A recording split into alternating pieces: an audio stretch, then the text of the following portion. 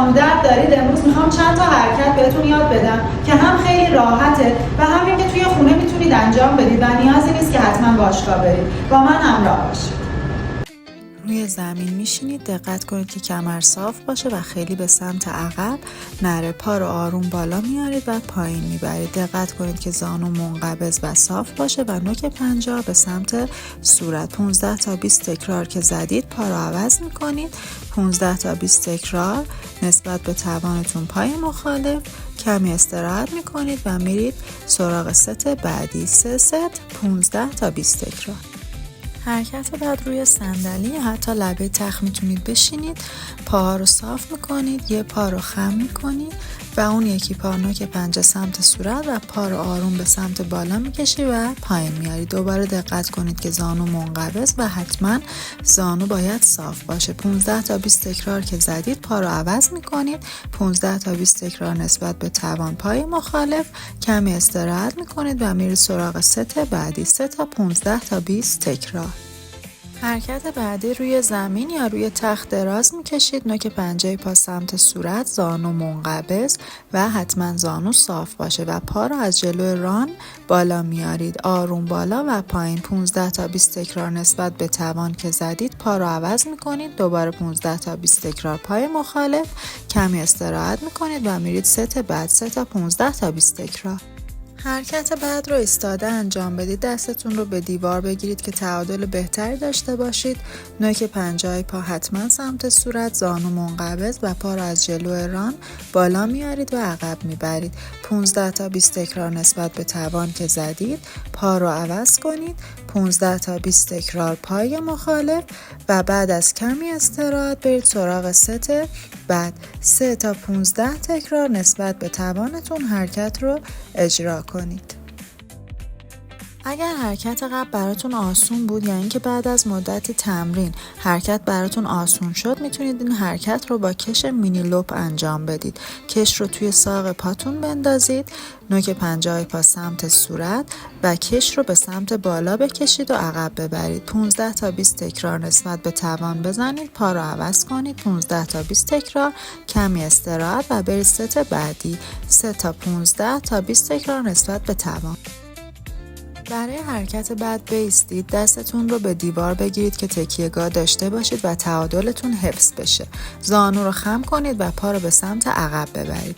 15 تا 20 تکرار که نسبت به توانتون زدید پا رو عوض کنید و 15 تا 20 تکرار پای مخالف رو اجرا کنید. کمی استراحت کنید و برید سراغ ست بعدی.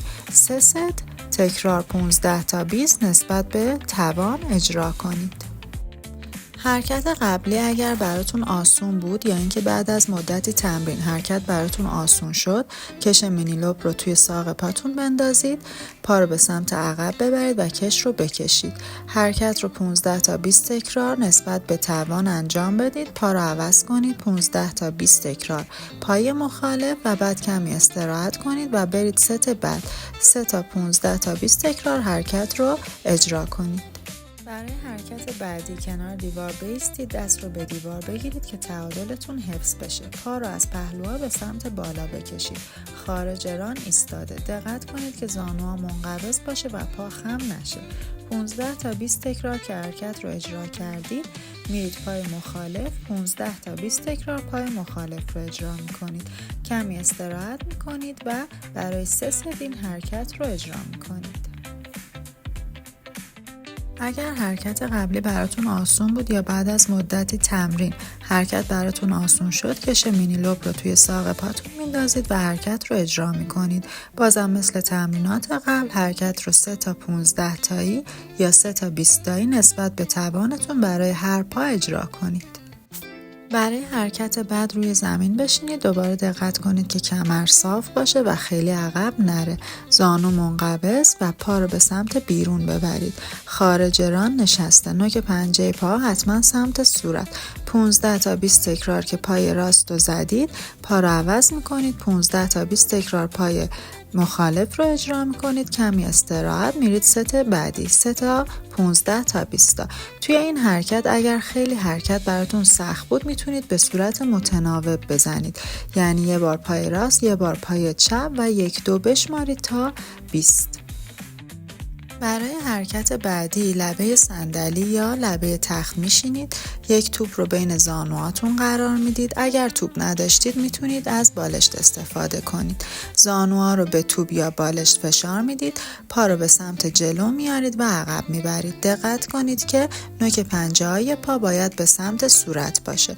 15 تا 20 تکرار نسبت به توانتون که پای راست رو زدید، میرید 15 تا 20 تکرار پای چپ رو اجرا میکنید.